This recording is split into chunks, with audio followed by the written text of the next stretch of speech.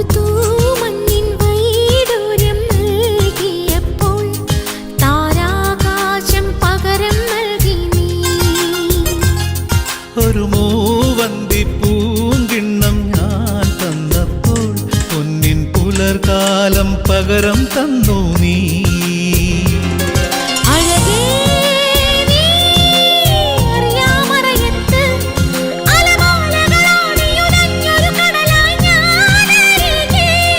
അന്നാദ്യം കേട്ടു പ്രണയം മൃദുപല്ലവിയ.